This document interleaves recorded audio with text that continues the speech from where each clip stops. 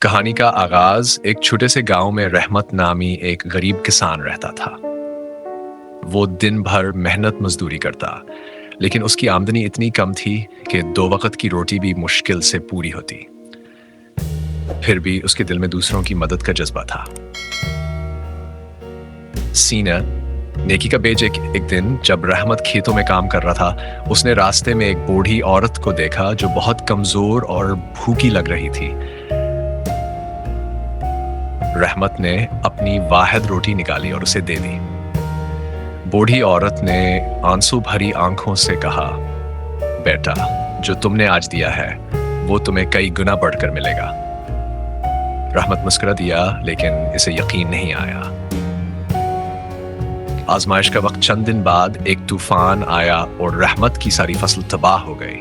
اب اس کے پاس کچھ بھی نہیں بچا۔ وہ بہت پریشان تھا، لیکن ہمت نہیں ہاری۔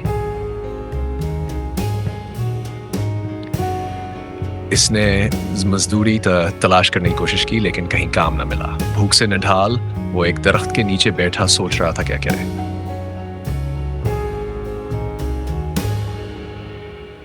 غیر متوقع مدد اسی دوران ایک امیر تاجر گھوڑے پر سوار وہاں سے گزر رہا تھا۔